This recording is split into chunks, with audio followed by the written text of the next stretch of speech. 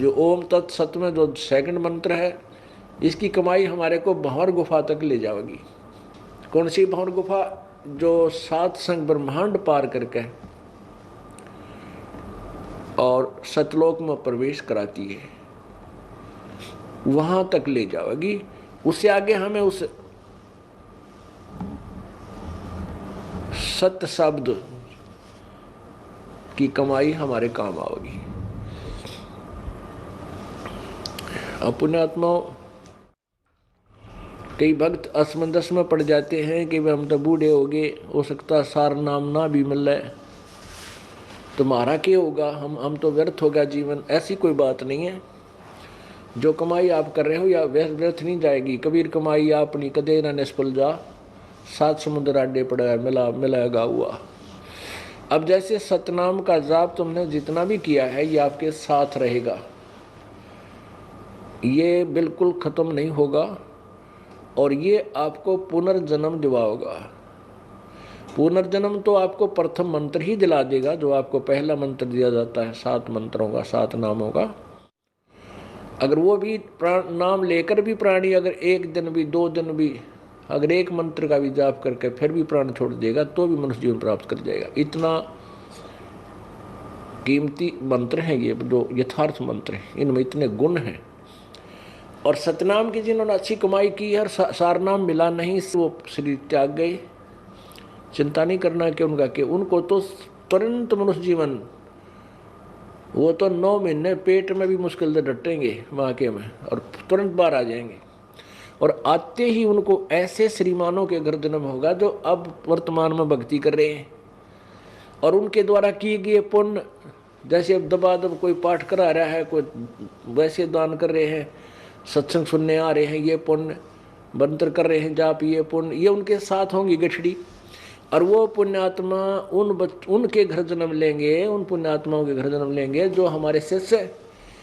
और उन हमारे पुण्यात्माओं के भाग्य में कोई निकम्मी संतान हो, ऐसा लड़का हो जवान होते कोई ऐसा गलती कर दे, जेल में पड़ा रहा, राम पीछे पीछे वो आगे, या कोई सी निकम्मी बेटी हो गलती कर दे, तो उन ऐसे संस्कार युक्त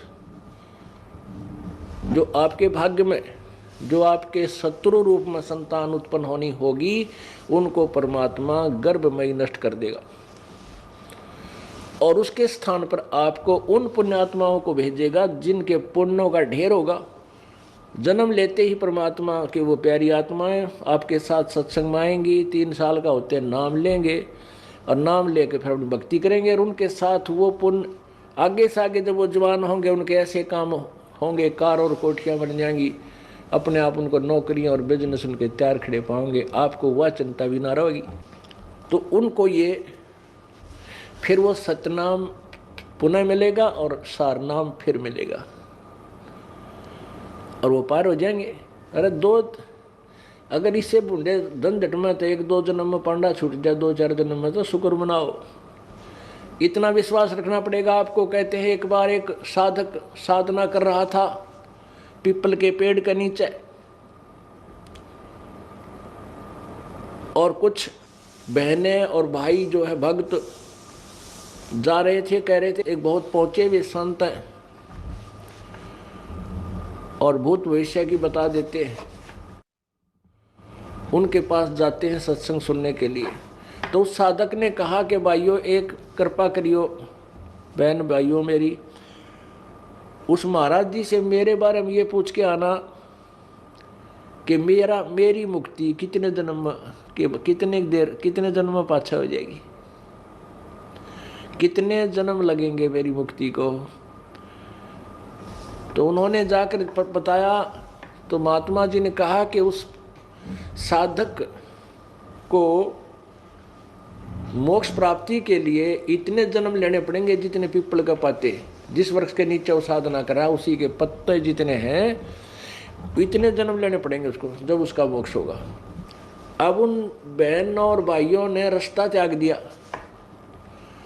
हम वहां से जाएंगे उस रास्ते से जहां पर वो साधक साधना कर रहा है और उसको हम ये बताएंगे कि तू तेरा मोक्ष इस पीपल के पत्तों जितने जन्म ले लेगा जब होगा, कहीं उसका हार्ट अटैक ना हो जाए, इसलिए वह दूसरा साइड बदल कर दूर सी का 1 एकड़ दूरी का जान लग गए। तो साधक ने आवाज लगाई कि भगत जियो, ए बहनों सुनियो, अरे मेरी प्रश्न का उत्तर लाए क्या तुम, एक बार इधर तो आओ। तो उन्हें सोची भाई चल, हमने सोचा कि ध्यान देगा, साधना बैठा है, पर उसका तो नजर नहीं छिकवाएंगे और बताएंगे। वो चले गए उसके पास। उन्होंने कहा कि महात्मा जी ने कुछ बताया मेरे बारे में।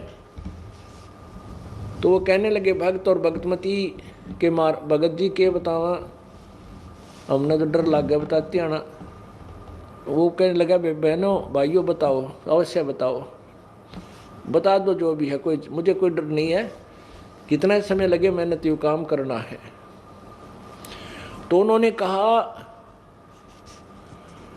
कि महाराज जी ने ये बताया है कि भाई जितने इस पीपल के पत्ते हैं ना, ये पीपल के जितने पत्ते हैं जिसके नीचे जो साधना कर रहा है, इतने जन्म लेने पड़ेंगे फिर तेरा मोक्ष होगा। तो वो तो डांस करने लग गया, भंगड़ा पा दिया, खुशी मनाई, नाचर कूदन में बोला जय हो जय हो। वो बोली रतन तो रोना चाहिए था, बेबेर बोली रतन तो रोना चाहिए था, तू आज खुशी मना रहा है। तो वो कहने लगा बहनों तुमने ना बेरा भाइयों, अरे इस झंझट का अंत तो आवेगा, कम से कम इतने पाछा आ जाएगा। अब इसका नो तो हो गया कि इसका एंड होगा, इतने दिन ना मेरा समझ इसका एंड भी होगा कि ना होगा, मैं तो उडले डों था। तो पुण्यात्माओं उसने जब इतना सब्र कर लिया तो तुमने भी इतना भी करना पड़ेगा। इस जन्म में ना अगले में, अगले में ना अगले में पार हो जाओगे। अगर सच्ची लगन से अंतिम श्वास तक केवल एक ही साधना और इसी परमेश्वर में और इस दास में श्रद्धा रही, यदि बाद में तुम कई ऐसे अनाड़ी और कर्महीन इंसान होते हैं, घर में थोड़ा सा सुख हो जाता है, गुरु जी को त्याग देते हैं, कहते भक्ति यही कर लेंगे, हम क्या फर्क पड़ा है। नहीं, परमात्मा कहते हैं कि मम संत मुझे जान मेरा ही स्वरूपम, मेरे संत को मेरा ही स्वरूप जानो। और उसके प्रति जो तुम्हारी प्रतिक्रिया है, अगर उससे तुम्हारा विक्षेप है तो मेरे से हो गया वो। अगर तुमने गुरुजी से किसी भी पॉइंट से विक्षेप कर लिया, किसी भी पॉइंट से आप उससे नाराज होकर दूर चले गए, तो मेरे से नाराज हो गए तुम, फिर यहाँ आ लिए तुम, यहाँ क्यों बाट देखो। तो ऐसे हमने अपनी श्रद्धा बनानी है अंतिम श्वास तक उस परमात्मा के पाने की।